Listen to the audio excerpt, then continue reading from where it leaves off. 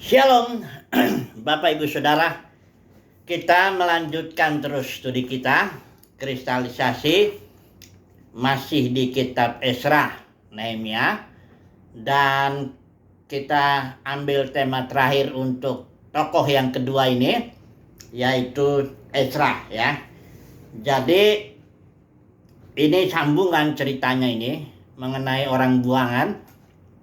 Ketika Ezra itu menemukan bahwa orang buangan yang masuk dalam rombongan Jerubabel, jadi pertama Jerubabel itu dia lebih dulu datang 50.000 orang, dan mereka ini ternyata setelah beberapa waktu memang mereka bangun bait suci juga ya, bangun bait suci, dan setelah itu mereka melakukan perbuatan tidak setia, yaitu ada terjadi perkawinan campur, dan itu dimulai oleh para imam, orang Lewi, ini ada daftarnya.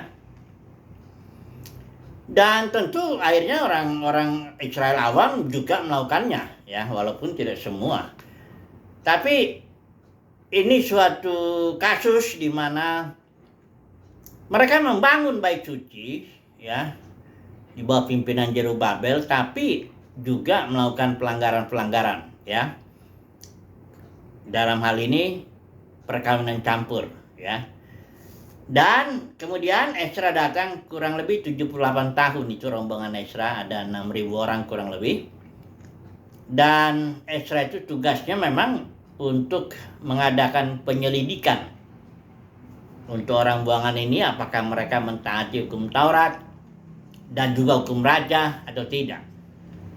Kemudian ditemukan bahwa mereka ya tentu tidak taat ya kepada hukum Taurat. Kan dalam hukum Taurat itu jelas bangsa Israel tidak boleh kawin dengan bangsa-bangsa lain sekitarnya itu, dengan catatan karena janji Tuhan kepada Abraham keturunan itu ya harus kudus, dalam arti ya tidak boleh dicampur dengan keturunan yang lain, bangsa yang lain. Itu satu. Yang kedua, juga kalau nanti terjadi perkawinan campur, itu Israel bisa menyembah ilah-ilah daripada bangsa-bangsa yang mereka kawin campur itu. Sebagai contoh, Salomo aja ya, dia mencintai banyak perempuan Amon, Moab, Sidon, Het, apa semuanya orang-orang bangsa-bangsa tetangga-tetangganya Israel itu. Dan akibatnya Salomo jadi tidak sepenuhnya lagi dia mengikuti Yahweh. Jadi ada dua alasan lah setidaknya ya, mengapa Israel tidak boleh kawin campur ya. Karena dia bangsa yang kudus, terpisah ya, semata-mata untuk maksud Tuhan, kemuliaan Tuhan. Nah, cuma kita harus tahu maksudnya ya, nanti kita coba akan lihat itu. Tapi yang jelas kita lihat dulu tindakan Ezra lah. Bagaimana Ezra bertindak menghadapi bangsa ini ya, Israel yang melakukan kawin campur, yang bahkan dimulai oleh para imam itu duluan, para pemimpinnya dulu. Yang pertama tentu ya kita sudah bahas itu ya kemarin ya, bahwa Ezra ya mengaku dosa juga, dia bersujud, dia menangis, dia berdoa ya, dan juga akhirnya datang beberapa orang juga yang takut akan Tuhan, menangis bersama-sama. Akhirnya mereka ambil keputusan bahwa mereka akan bertobat. Ada yang tidak bertobat, ini bahkan namanya disebut ya, saya baca dulu ya, pasal 10 Ezra ayat 15. Hanya Jonathan bin Asael dan Yasefa bin Tikwa berdiri menentang perkara itu, disokong oleh Mesulam dan Sabetai orang Lewi. Jadi ada para imam dan orang Lewi juga yang menentang pertobatan, karena di situ Ezra menurut hukum Taurat, kalau memang mau bertobat ya harus ditinggal, harus diusir lah istilahnya, kasarnya gitu, istri, dan kalau udah punya anak ya anaknya juga disuruh keluar ya, supaya Israel tetap kembali menjadi bangsa yang kudus ya. Memang ini nggak mudah kan ya, mereka udah menikahi itu pasti ada rasa cinta seperti itu ya, rasa sayang sama anak yang dilahirkan walaupun dari bangsa lain. Nah, jadi ada yang menentang ini, para imam ini, sebagian lah ya yang menentang itu. Tapi mayoritas dari yang berbuat salah itu bertobat Yang berbuat salah itu disebut juga di sini. Dari para imam, dari kaum imam ya, yang memperisi perempuan asing terdapat ini nama-namanya. Kemudian dari orang-orang Lewi ada nama-namanya juga, dari para penyanyi juga ada, dari para penunggu pintu gerbang. Ini semuanya orang-orang yang melayani di bait suci. Ya, imam, Lewi, para penyanyi, penunggu pintu gerbang, ya, nanti ada juga budak-budak itu termasuk kaum awam. Jadi mereka yang melakukan pelanggaran ini ya memang orang-orang yang melayani juga di bait suci itu, tapi mereka melakukan pelanggaran ini, ya. Kemudian bertobatlah ya mereka semuanya ini yang mau mengambil tindakan untuk itu. Nah, ada satu hal yang perlu kita simak ya dengan baik, ini perkataan di sini ya. Pasal 10 yang ayat yang ke-3. Marilah kita sekarang mengikat perjanjian ya dengan Yahweh bahwa kita akan mengusir semua perempuan itu dengan anak-anak yang dilahirkan mereka. Ada istilah sini mengikat perjanjian. Ya memang berkali-kali ya dalam ini Ezra juga Nehemia juga ambil bagian dalam ya seolah-olah menandatanganilah perjanjian untuk sungguh-sungguh ikut Tuhan ya. Maksudnya bukan bikin perjanjian yang lain selain dari perjanjian Musa yang ada, itu bukan begitu. Mengikat perjanjian ini artinya berkomitmen lah. Berkomitmen untuk kembali mentaati perjanjian Musa itu ya, hukum Taurat ya. Nah, ini yang akan kita coba renungkan dulu ya. Kemarin saya sudah bahas bahwa gereja itu haruslah menjaga kekudusan, karena gereja itu juga kan Israel ini simbol ya daripada gereja ya. Nah, saya mau jelaskan dulu ini karena ini kan terkait dengan perjanjian. Jadi saya mau jelasin juga perjanjian baru itu, karena dalam dunia kekristenan menurut saya sudah meninggalkan juga perjanjian baru yang bersifat batinia itu. Karena nanti kita lihat dunia Kristen sudah menjadi lahiriah. Oke lah, tunggu dulu lah itu ya. Kita lihatlah dulu di sini ya. Sifat dasar daripada perjanjian lama itu apa? Ya, kalau perjanjian lama itu sifat dasarnya, dia itu jelas bersifat nubuat. Itu nomor satu. Karena perjanjian lama itu menubuatkan terutama Mesias ya.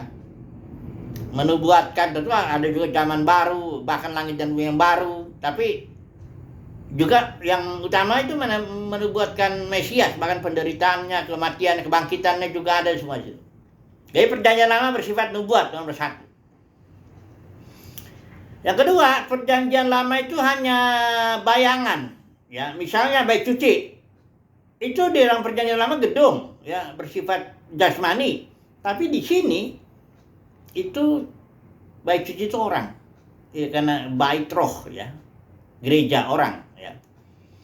Ibadah dalam perjanjian lama itu ritual, potong domba apa semuanya itu ya. Kalau di sini ibadahnya sudah dalam roh, sudah realita ya, enggak lagi bayangan, sudah realita, ibadah dalam roh dan kebenaran. Kemudian perjanjian lama juga bersifat simbol. Ya, Adam simbol Kristus, Hawa simbol gereja ya. Banyak simbol-simbolnya, bait suci itu juga yang perabot-perabot itu. Dari mulai di halaman depannya itu ada mesbah korban bakaran, itu simbol pengalaman rohani penebusan Kristus ya. Kemudian bejana pembasuhan itu simbol daripada roh pemberi hayat, membasuh air hidup itu ya. Masuk ke dalam perabot di ruang kudus. Itu juga ada simbol juga, 3 itu. Mesbah dupa, kandil, dan meja roti sajian ya. Bahkan akhirnya nanti tabut. Semua itu simbol daripada pengalaman-pengalaman rohani orang Kristen bergerak maju masuk ke dalam ruang Maha Kudus sehingga menyatu dia dengan Tuhan.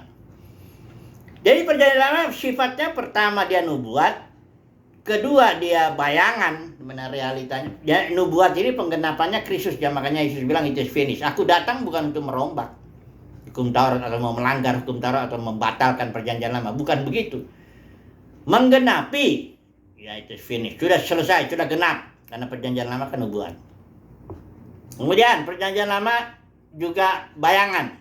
Realitanya di sini. Yesus bilang I am the reality. Reality itu artinya apa dan sesuatu. Bukan yang simbolnya, bukan yang bayangannya, tapi yang wujudnya, yang sebenarnya ini, ya. Kemudian perjanjian lama itu juga simbol dan yang disimbolkan itu datang. Kalau saya baca itu dalam Kolose, ya, ini ada tertulis Kolose 2 ini. Perhatikan ayat 17 ya atau 16 itu ya. Janganlah kamu biarkan orang menghukum kamu mengenai makanan, minuman, hari raya, bulan baru, hari Sabat. Semuanya ini jadi termasuk sunat juga itu ya, hukum-hukum yang lain itu, korban-korban binatang apa semua itu hanyalah bayangan dari apa yang harus datang, sedang wujudnya ialah Kristus. Kristus yang di mana ini? Kristus yang di dalam batin. Karena di pasal 2 ini Kolose pasal 3 ayat 4, apabila Kristus yang adalah hayat kita, jadi yang di dalam, joy. Ya, Kristus itu adalah hayat kita. Menyatakan diri kelak, kamu pun akan menyatakan diri bersama dengan Dia dalam kemuliaan. Jadi Kristus yang adalah hayat kita itu, itulah kemuliaan kita dan bersifat batinnya. Jadi perjanjian sifat dasar perjanjian lama yang jasmani digenapi, ya, baik nubuatnya, baik bayangannya, ya, wujudnya udah di sini maupun simbolnya itu digenapi secara spiritual. Christ in you, the hope of glory. Jadi perjanjian lama alamiah, ya, makanya di 1 Korintus bilang yang pertama datang itu yang alamiah, baru yang datang yang ini yang berikut yang rohaninya. Kita harus lihat dulu ini, jadi supaya nanti, karena dalam kekristenan itu kecampur. Dalam kekristenan nanti kita lihat ya, baik sistem keimamannya juga kecampur antara Harun dan Melkisedek. Hukumnya juga, karena masuk lagi hukum perpuluhan, hukum buah sulung ya. Ibadahnya juga, ya, jadi ibadahnya kembali kepada pola perjanjian lama, ritual, kredo, harus di gedung ini, gedung itu, ya. Bahkan yang lebih parah sebenarnya itu pemerintahan Tuhan atas gereja itu diintervensi dirampas dengan masuknya sistem pemerintahan manusia. Kalau dalam kitab Wahyu pasal 17 itu perempuan itu gereja duduk di atas binatang. Binatang itu sistem pemerintahan manusia. Nah, jadi saya mau jelaskan dulu pelan-pelan dulu. Perjanjian baru dulu jelaskan, nanti ya ini sebenarnya sih sudah berulang-ulang saya menjelaskan ini, tapi karena dalam dunia kekristenan ini perjanjian ini dilanggar, ya kita kalau mau bertobat seperti orang buangan ini, artinya bertobat itu berpaling, berubah pikiran, bahkan perilaku juga dari yang terkait dengan perjanjian. Pertobatan ini yang orang buangan ini yang dipimpin Ezra ini, pertobatannya terikat dengan perjanjian. Kembali seolah-olah ke dalam perjanjian itu, Musa ya, dalam kasus itu Musa ya. Kalau dalam kasus perjanjian baru ini ya kembali kepada perjanjian baru, ya, bertobat ya kembali ke dalam perjanjian baru. Nah, tapi untuk itu kan kita harus tahu dulu perjanjian barunya itu yang bagaimana. Kalau perjanjian baru, karena ini juga termasuk yang jarang dikhotbahkan ini, ya.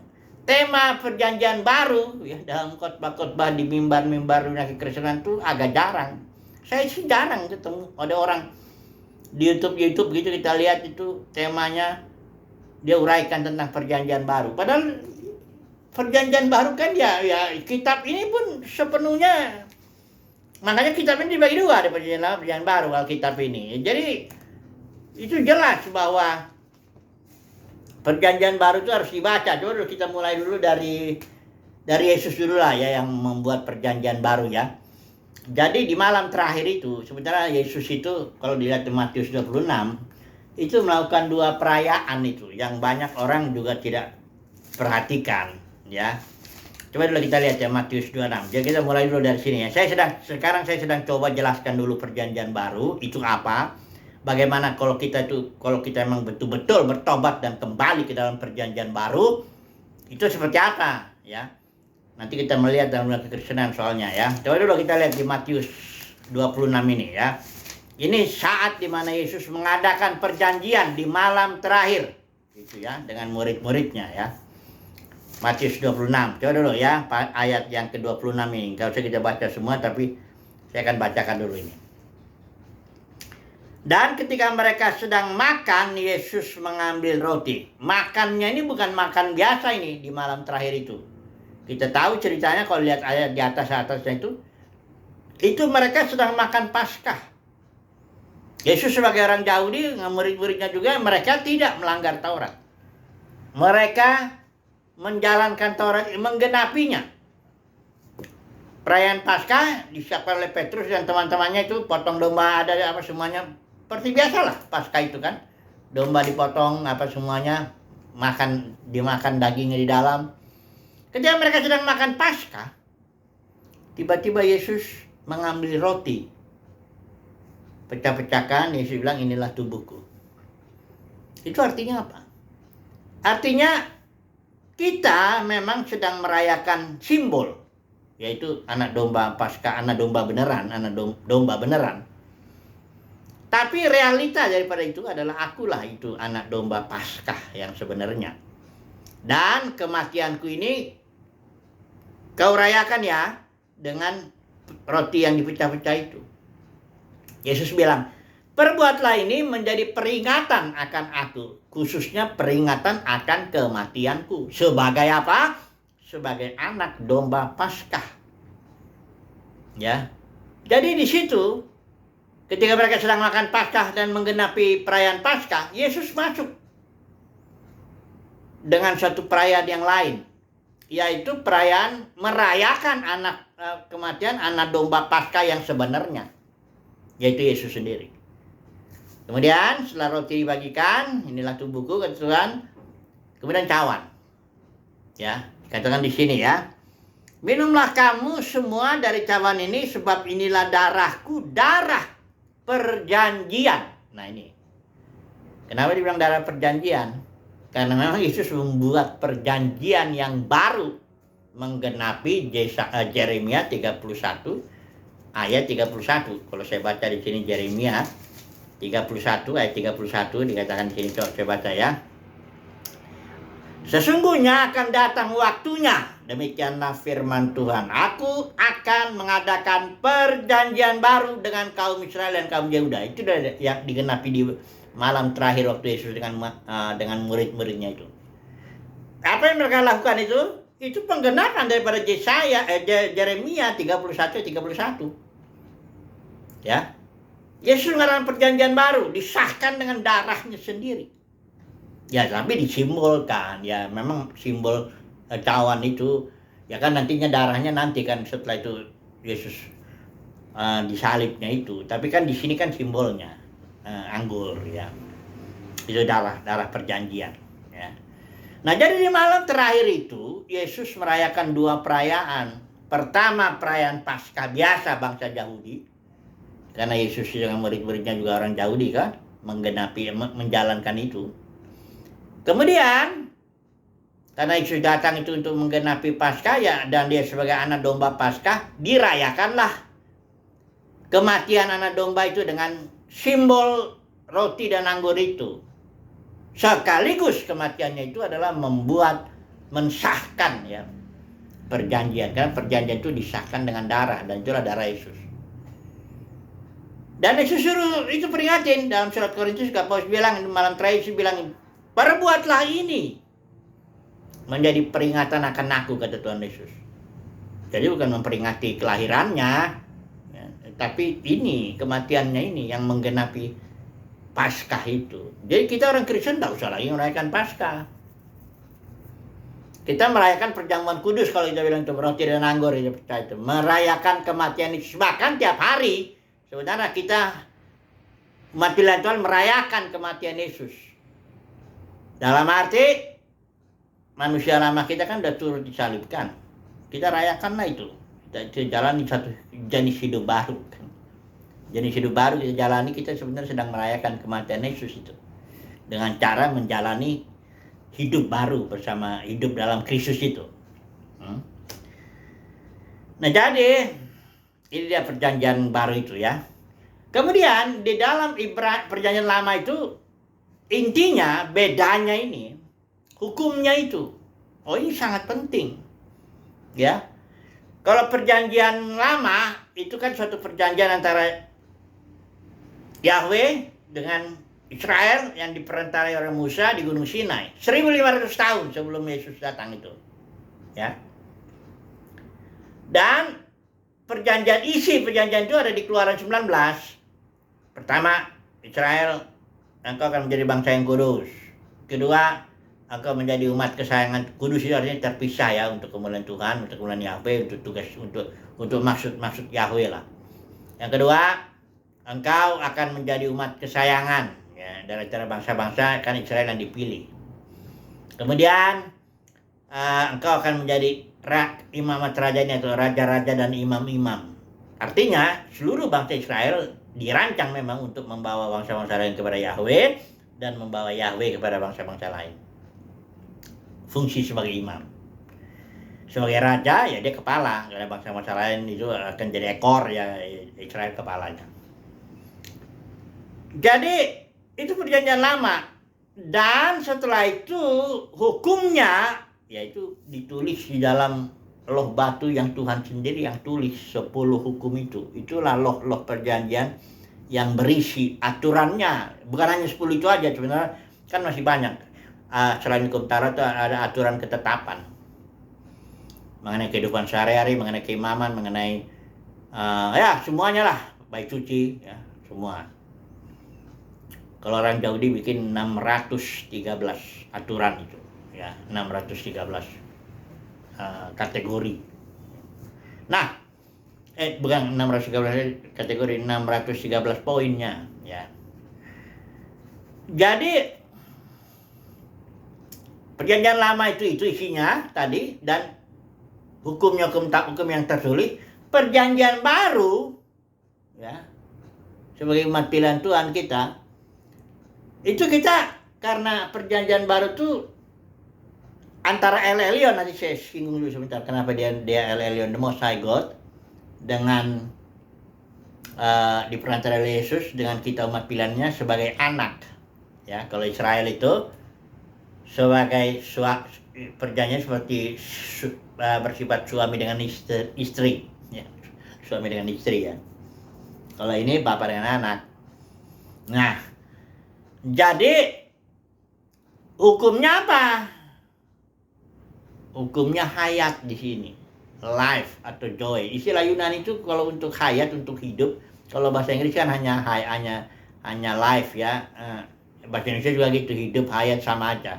Tapi kalau dalam bahasa Yunani itu beda.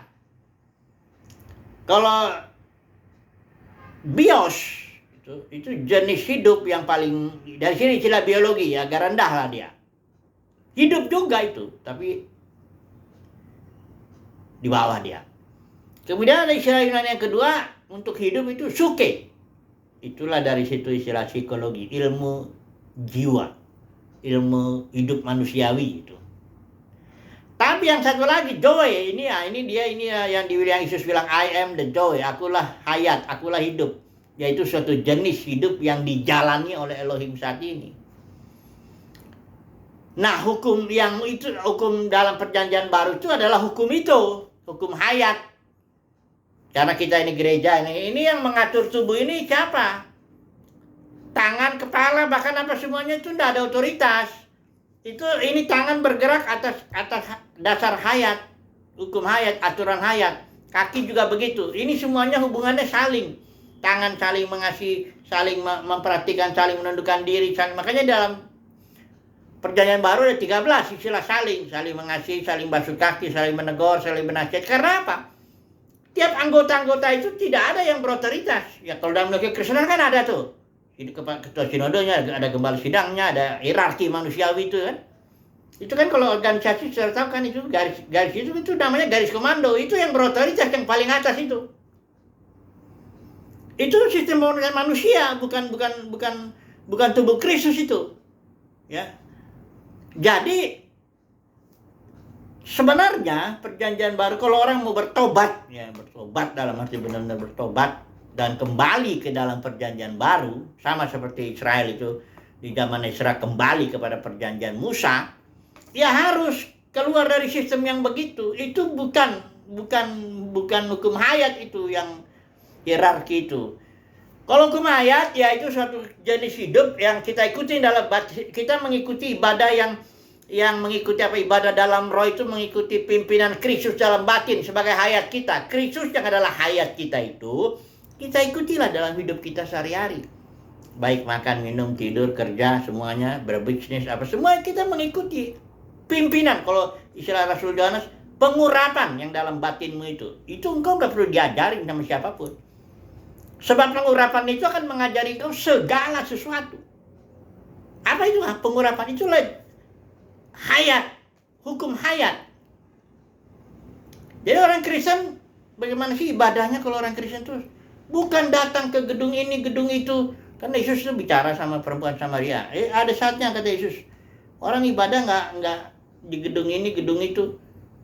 Ritual ini, ritual itu. Aturan ini, aturan itu. Aturan agamawi itu banyak tuh. Dunia kekristenan itu penuh tuh. Itu dengan aturan agamawi. Nggak begitu ibadahnya. Makanya kalau bertobat itu tinggalin ibadah yang begitu, kembali ke dalam perjanjian baru, ibadah dalam roh dan kebenaran, ibadah yang mengikuti hukum hayat. Karena dalam perjanjian baru itu yang berlaku hukum hayat, hukum Taurat yang ditulis di dalam batin, hukum hayat. Ya. Contohnya waktu Yesus itu ditantang sama orang Farisi yang perempuan berzina itu sebenarnya orang Farisi sedang menguji Yesus. Ini kira-kira Yesus mentaati hukum rajam nggak? Itu hukum rajam tuh, karena orang yang berzina yang ketahuan itu menurut hukum Musa memang mesti dirajam. Sama seperti anak yang bandel itu juga, kalau anak bandel banget nggak bisa diatur, terus orang tuanya bawa ke tua-tua itu. Ini anak kami ini mabok, ini suka nggak bisa diatur begini. Akhirnya tua-tua itu putuskan, ini harus dirajam nih. Itu hukum rajam. Nah Yesus sudah ditanya begitu. Ini bagaimana nih Tuhan? Menurut Musa, hukum Musa ini mesti dirajam. Terus Yesus gimana jawabnya? Enggak dijawab. Yesus nulis. Itu jawaban sebenarnya.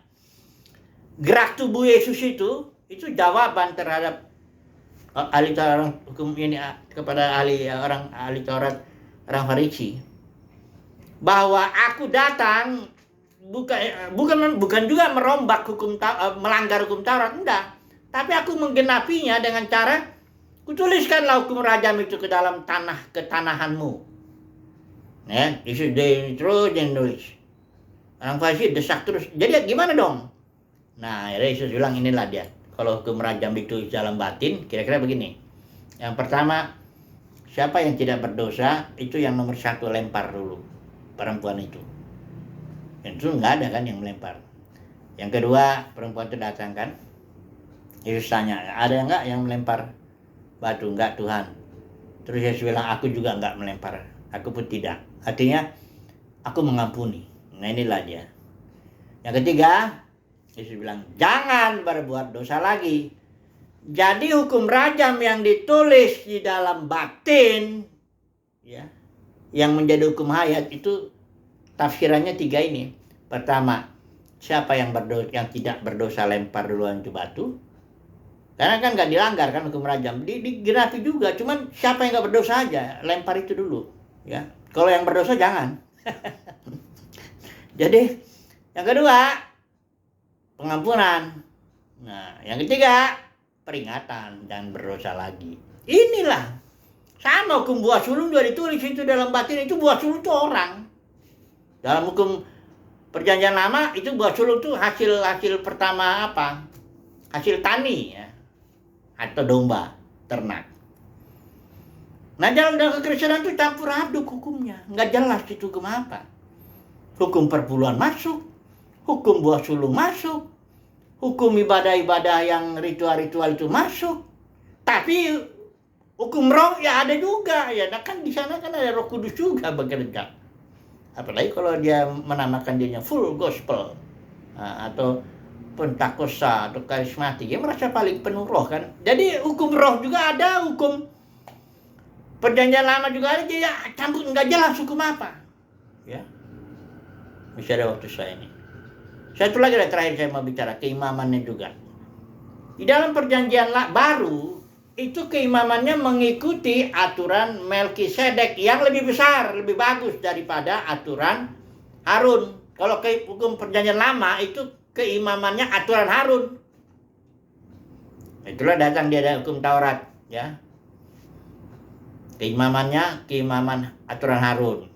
Israel itu menjadi imam-imam, tapi imamnya menurut aturan Harun yang akhirnya jatuhnya kepada suku Lewi kan. Kalau perjanjian baru apa keimamannya?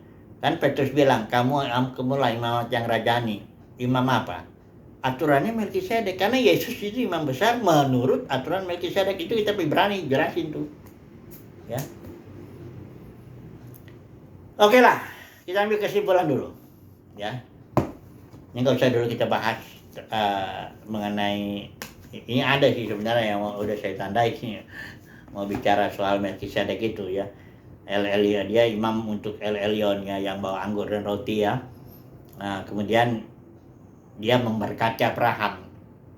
Abraham ngasih perpuluhan sama dia, itu membuktikan bahwa Melkisedek lebih besar daripada Abraham. Nah, itu kalau dari sementara Yesus dalam kitab Mazmur dibilang, Yesus engkau menjadi imam menurut aturan Melkisedek. Jadi Yesus itu lebih tinggi lah keimamannya daripada keimaman Harun, itu yang dijelasin di kitab Ibrani. Ya. Oke lah, kita ambil kesimpulan dulu. Bagaimana ini kesimpulannya? Kasus dalam Esra ini, Esra pasal 10 khususnya ini, adalah kasus di mana orang-orang yang melayani di bait suci, ya entah dia imam, entah dia orang Lewi, entah dia para penyanyinya, entah dia penunggu pintu gerbangnya, ya. Mereka melakukan pelanggaran. Dalam hal ini perkawinan campur. Kemudian mereka bertobat oleh pelayanan Esra, berkomitmen tinggalkan perempuan-perempuan yang udah diambil dia, termasuk kalau udah punya anak, tinggal supaya kudus Israel. Dan yang terpenting mereka bilang, mari kita mengikat perjanjian. Artinya mereka berkomitmen kembali kepada perjanjian Musa. Musa. Itu kasusnya itu kan. Sekarang kalau kasus kita di sini, ya. Menurut saya kita udah sama juga melakukan perkawinan campur. Ya memang bukan perkawinan jasmani. Kalau mereka kawin jasmani. Ini perkawinan campurnya karena hukumnya dicampurin, keimamannya dicampurin. Makanya dunia kekristenan itu cocok dilabelkan, disimbolkan Babel, campur aduk. Memang di perempuan Wahyu pasal 17-18 itu, kalau saya baca uraiannya itu cocok dengan dunia kekristenan. Kenapa? Campur aduk. Ya. Ada pemerintahan Elohim, ada juga pemerintahan manusia. Ada keimaman Harun, ada juga keimaman Melkisedek. Ada hukum roh, ada juga hukum-hukum perjanjian lama yang masuk di sini. Terutama yang enak-enak. Hukum perpuluhan, hukum buat suluk, enak lah. Kalau hukum rajam, jangan